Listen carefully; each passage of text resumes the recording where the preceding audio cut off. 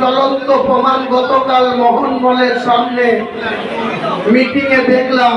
একটা যুব ব্যানারে 21শে জুলাইকে সার্থকতা এনে দেওয়ার জন্য, 21শে জুলাইয়ের প্রচার করার জন্য নবনির্বাচিত যুব সাংগঠনিক জেলা সভাপতি তিনি মোহনমলের ওখানে একটা ডাক দিয়েছিল।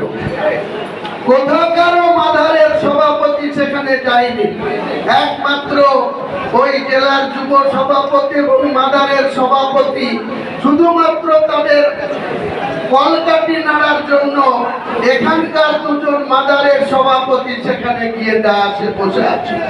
গায়ে মানে না আপনি মরুন। আর এই জেলার নেতাদের আমি পরিষ্কার করে বলছি, শুধু 21শে জুলাই 2025 পার হোক, আগামী 15ই আগস্ট আসুক, সেদিন থেকে শুরু করব। এই জেলার দুজন সভাপতিকে পরিষ্কার বলছি, ভরতপুরে কলকাঠি নাড়া বন্ধ করুন। ভরতপুরে কলকাঠি নাড়া বন্ধ না করলে 15ই আগস্ট থেকে অফিসিয়ালি ঘোষণা করব, কাঁদিতে কলকাঠি আমি নাড়তে শুরু করব। বহরমপুরে কলকাঠি নাড়তে আমি শুরু করব। বেলডাঙ্গাতেও কলকাঠি নাড়তে আমি শুরু করব। রেজিনগরও কলকাঠি নাড়তে আমি শুরু করব। সেদিন আপনাদের ক্ষমতা হবে না আমার সাথে মোকাবেলা করা। আমি অনেক সহ্য করেছি, আর নয়। এই ভরতপুর বিধানসভা, একটু আগে আমাদের একজন কর্মী, বলিষ্ঠ কর্মী বলছিল, গতবারে আমি এত প্রতিকূলতার মধ্যেও, এত বিরোধিতার মধ্যেও 12টা প্রধানের মধ্যে 9টা প্রধান সরাসরি বিরোধিতা করার পরেও এই 4 জন এই সাব ডিভিশনের 4টে সিট, খড়গ্রাম, কাঁদি, বড়ুয়ার, ভরতপুর, সবার থেকে বেশি মার্জিনে আমি মানুষের দোয়া আশীর্বাদে সমস্যরে আমি 43,383 মার্জিন নিয়ে জিতেছিলাম। এবং সবার আগে আমার বেলা 2টোর মধ্যে কাউন্টিং থেকে রেজাল্ট ডিক্লেয়ার হয়েছিল। বড়ুয়ার তো রাত্রি 10টা লেগে গিয়েছিল, কাঁদির তো রাত্রি 8টা লেগে গিয়েছিল, খড়গ্রামেরও সন্ধ্যা 6টা বেজে গিয়েছিল। কিন্তু একই সময় গণনা শুরু হওয়ার পরেও বেলা 2টোর মধ্যে ভরতপুর বিধানসভার রেজাল্ট ইলেকশন কমিশনের পক্ষ থেকে ডিক্লেয়ার করে দেওয়া হয়েছিল।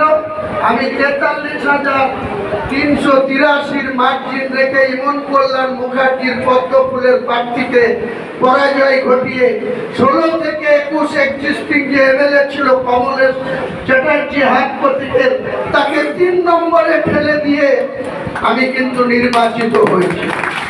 আগামী দিনে আমি এই সালারের মাটিতে দাঁড়িয়ে বলছি, ডান দিকে কালু ভাই আছে, আনিল আছে, সাধারণ অগণিত মানুষের সমর্থন নিয়ে চ্যালেঞ্জ থাকলো আমি মুর্শিদাবাদ জেলার তৃণমূলের প্রতীকে যতগুলো প্রার্থী কন্টেস্ট করবে সবার থেকে বেশি মার্জিন নিয়ে আবার মমতা বন্দ্যোপাধ্যায়ের হাতকে শক্তিশালী করার জন্য নির্বাচিত হয়ে কলকাতায় যাব, বিধানসভায় যাব।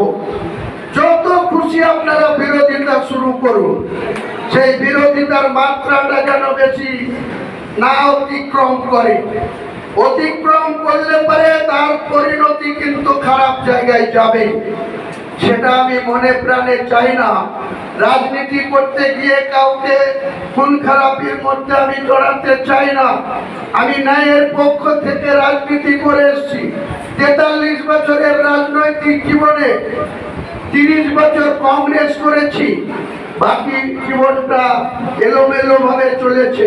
4 বছর 2021 সাল থেকে 2025 সাল 26-এ ইলেকশন তৃণমূলের বিধায়ক হিসাবে অনেক কিছু সহ্য করছি, অনেক কিছু লক্ষ্য করছি, কিন্তু মাথা ঠান্ডা রেখেছি। যদি মাথা ঠান্ডা না রাখি তাহলে সাঁইথিয়ার মতো ঘটনা ঘটবে, ভাঙড়ের মতো ঘটনা ঘটবে। আমি আগাম বলে দিচ্ছি এই জেলার নেতাদের, সংযত থাকুন। সংযত না থাকলে তার পরিণতি কিন্তু খুব খারাপ জায়গায় যাবে। কারণ আমাদের পিছনে লাগতে আসবেন না, আমরা কারো পিছনে লাগতে যাই না।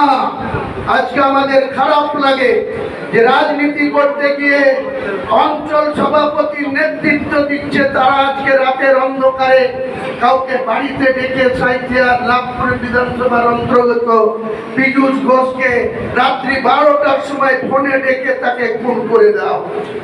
কেউ এই 21শে জুলাইকে সামনে রেখে মিটিং করছে, সেই রেজ্জাক খাঁ তাকেও ওখানে মরতে হচ্ছে। মরছে কে? তৃণমূল। মারছে কে? তৃণমূল।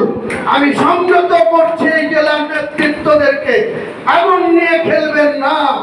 আগুন নিয়ে খেললে সেই আগুনেই আপনাকে পুড়ে মরতে হবে। হুমায়ুন কবির যদি কোনো পাপ কাজ করে, হুমায়ুন কবিরকেও সেই পাপের শাস্তি পেতে হবে। আমি অন্যায় করি না, অন্যায়ের সঙ্গে কোনো কম্প্রোমাইজ করি না।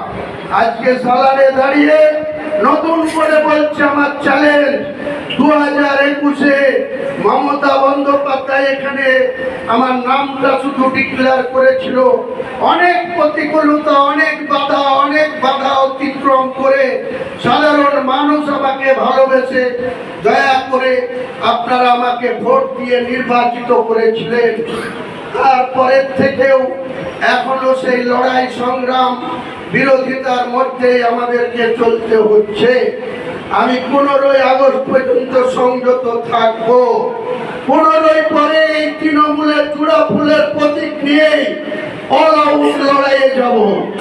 যদি জেলা সভাপতি কাটি থেকে ভরতপুরের নেতাদের অক্সিজেন দেয়, আমি গোটা